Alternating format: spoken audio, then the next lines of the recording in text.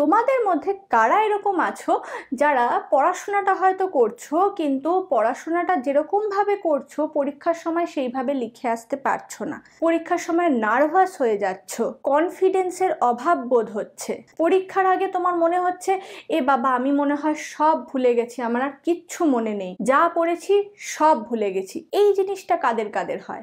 যদি তোমার এরকম হয়ে থাকে তাহলে আজকে আমি যেই টেকনিকটা নিয়ে কথা বলবো পড়াশোনার, সেই টেকনিকটা তোমার জন্য খুব কার্যকর হতে চলেছে। পরীক্ষার আগের এই অ্যাংজাইটি, লো কনফিডেন্স, না আমি হয়তো পারবো না, না যেরকম ভাবে পড়েছি সেটা হয়তো আমি লিখে আসতে বা বলে আসতে পারবো না, এই জিনিসটা আর হবে না। কেন? কারণ আজকে আমরা কথা বলবো ফিনম্যান টেকনিক নিয়ে। রিচার্ড ফিনম্যান, যিনি একজন ফিজিসিস্ট ছিলেন, তিনি নোবেল প্রাইজও পেয়েছিলেন। এই ফিনম্যান টেকনিক ওনারই আবিষ্কার করা। আর আমি যে টেকনিকটা বলবো এটা অনেক স্টুডেন্ট কিন্তু ইউজ করে। ইনফ্যাক্ট আমি নিজে ইউজ করতাম যখন আমি স্টুডেন্ট ছিলাম। এখনো আমি যখন লার্ন করি, কিছু পড়াশোনা করি, তখন আমি এই টেকনিকটাই কিন্তু ফলো করি। এটা আমার খুব ফেভারিট একটা টেকনিক। এই টেকনিকটার মাধ্যমে তুমি জাস্ট মনে রাখছো, মুখস্থ করে যাচ্ছ, এটা আর হবে না। তুমি কনসেপ্ট বুঝে এমনভাবে জিনিসটাকে পড়বে যে তুমি আর ভুলবে না। পরীক্ষার সময়ও তুমি ফুল কনফিডেন্সের সাথে যাবে এবং পরীক্ষায় সেই উত্তরটা লিখে আসতে পারবে। এই টেকনিকটার ফার্স্ট স্টেপ হচ্ছে আগে চুজ করো যে তুমি কি পড়তে চলেছো। সব টেকনিকেরই এটাই ফার্স্ট স্টেপ। তো ফার্স্টে তুমি দেখলে যে তুমি কি পড়তে চলেছো। ধরো একটা চ্যাপ্টার তুমি নিলে, এবার যখন তুমি চ্যাপ্টারটা গ্র্যাজুয়ালি পড়ছো, ধীরে ধীরে পড়ছো, তোমার সাইডে একটা কিছু লেখার খাতা থাকবে। তুমি যেটা পড়ছো সেটা ছোট কিছু পয়েন্ট হলেই তুমি লিখতে লিখতে যাচ্ছ বা বইতে দাগ দিতে দিতে যাচ্ছ, ঠিক আছে? এবার লেখা মানে হচ্ছে দারুণ কিছু নোট বানাচ্ছ বা খুব কনসিয়াসলি কিছু বানাচ্ছ সেটা কিন্তু না, তাহলে তোমার পড়ার ফোকাসটা কমে যাবে। তুমি নোটটা এমনভাবে বানাবে যে যেটা তুমি পড়ছো সেটা শর্ট ফর্ম চট করে পাশে পাশে লিখতে লিখতে থাকছো, ঠিক আছে?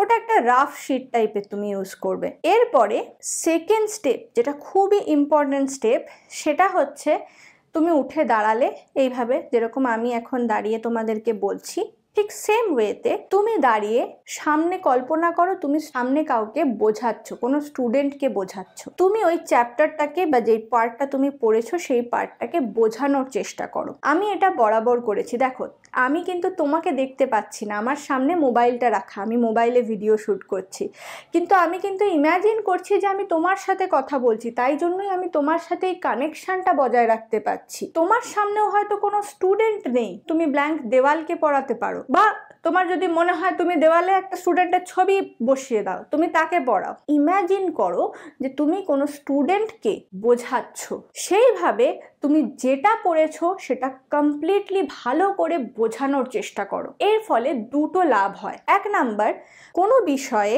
যদি তুমি বোঝাতে সক্ষম হও তার মানে তুমি সেই বিষয়টা ভালোভাবে বুঝতে পেরেছো, তাই তুমি সামনের জনকে বোঝাতে পারছো। আদারওয়াইজ কিন্তু বোঝানো যায় না। তুমি হয়তো পড়তে পারবে, কিন্তু বোঝাতে গেলে সেই বিষয়টাকে বেশ ভালো করে বুঝতে, নিজেকে বুঝতে হবে, তবেই গিয়ে কিন্তু তুমি একজনকে বোঝাতে পারবে। Isn't it?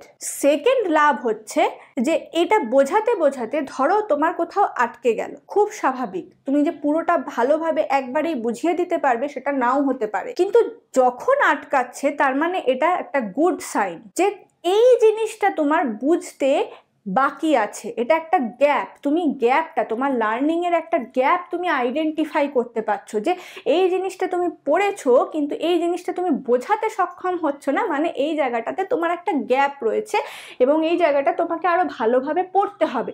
তুমি কি করলে, চট করে বইটা আরেকবার পড়ে নিলে, যে গ্যাপটা ছিল সেটাকে বুঝিয়ে দিলে, সেই গ্যাপ ফিল করে তুমি আবার যখন বোঝাতে সক্ষম হচ্ছ তার মানে ধরতে হবে কিন্তু তুমি বিষয়টাতে মাস্টারি করে ফেলেছো। এবার পরীক্ষার সময় ভুলে যাওয়া বা মনে হওয়া যে বাবা এই জায়গাটা তো মনে নেই, তার থেকে অনেক ভালো কিন্তু ইমাজিনারি কোনো স্টুডেন্টকে পড়ানো, সেই সময় গ্যাপটা রিয়েলাইজ করা যে বাবা আমি তো এটা বোঝাতে পারছি না, এই জায়গাটা তো আমার কনফিউশন আছে, গ্যাপ আছে পড়াশোনায়, তার মানে এই জায়গাটা আমাকে ফিল করতে হবে, পড়ে নিতে হবে। তাতে কি হবে, তোমার যে কনফিডেন্সটা গেইন হবে না, তুমি ভাবতেও পারছো না।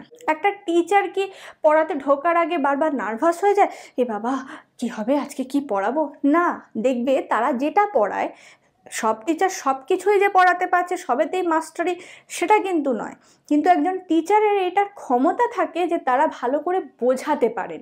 এবার হ্যাঁ, সব কিছুরই ভালো খারাপ দিক আছে, সবাই সব কিছুতে ভালো হয় না, সব টিচারই যে ভালো আমি বলছি না, কিন্তু বেশিরভাগ ক্ষেত্রেই দেখা গেছে, তুমি হয়তো খেয়াল করবে যে যেই সাবজেক্টটাকে ভালোবেসে বোঝাচ্ছে তার সেই সাবজেক্টটার জন্য কিন্তু কনফিডেন্সটাও কিন্তু অনেক বেশি। এই কনফিডেন্স, এই বলার ক্ষমতা, ওই ভয় ভয় না পাওয়াটা, এটা কিন্তু এই টেকনিকটা ফলো করলে ভীষণভাবে আসে। তোমরা যদি বাড়িতে এই টেকনিকটা ফলো করো, তোমরা দেখবে পরীক্ষার সময় তোমরা ভীষণ কনফিডেন্টলি পরীক্ষার হলে ঢুকতে পারছো এবং পরীক্ষাটা দিতে পারছো।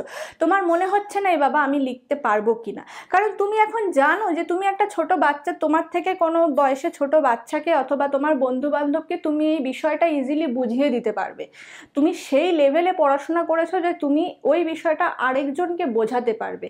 তো নিজে যেটা বুঝছো সেটা তো ঠিক আছে, প্লাস তুমি বোঝাতেও পারছো, তো বিষয়টায় তুমি ডাবলভাবে আয়ত্ত করছো। এই টেকনিকটা অনেকেই তোমরা ফলো করো, আমি জানি কারা কারা টেকনিকটা অলরেডি ফলো করো। হয়তো তোমরা এটার নাম জানতে না, যেটাকে ফিনম্যান টেকনিক বলে, আজকে জেনেছো। কিন্তু যারা এই টেকনিকটা অলরেডি ফলো করতে, আমাকে নিচে অবশ্যই কমেন্ট সেকশনে কমেন্ট করে জানিও। আর যারা এই টেকনিকটা আজকে থেকে শুরু করবে পড়াশোনা করার জন্য, তারাও আমাকে লিখে জানাতে ভুলো না। দেখো, লার্নিংয়ের প্রচুর টেকনিক আছে, কি করে পড়াশোনা করতে হয়, কি করে ভালো করতে হয়, কিন্তু সব টেকনিক সবার জন্য হয় না। তোমার হয়তো এই টেকনিকটা কাজ করছে, অন্য কারোর জন্য এটা কাজ নাও করতে পারে, বা তোমার জন্যও এটা কাজ করলো না। দেয়ার আর প্লেন্টি আদার টেকনিক্স। তুমি আমার ভিডিওগুলোতে দেখো যে কি কি টেকনিক তুমি ফলো করতে পারছো, তোমার ইমপ্রুভমেন্ট কোনগুলোতে হচ্ছে সেগুলোকে তুমি ফলো করো। অথবা বিভিন্ন সাবজেক্টের জন্য বিভিন্ন টেকনিক, অথবা বিভিন্ন টপিকের জন্য আলাদা আলাদা টেকনিকগুলো তুমি ফলো করতে পারো। কারণ সব কিছু একটা টেকনিকেই ফেলা যায় না, কিন্তু এই টেকনিকগুলো যদি তুমি জানো তাহলে কিন্তু তুমি ইমপ্রুভমেন্ট অনেক বেশি করতে পারবে লার্নিংয়ে, তাই না? তাহলে ভিডিওটা যদি ভালো লাগে অবশ্যই একটা লাইক করে দিও। আর দেখা হবে পরবর্তীকালে এরকমই কোনো খুব ভালো ভিডিওতে। ততক্ষণ খুব মন দিয়ে পড়াশোনা করো আর খুব ভালো থাকো।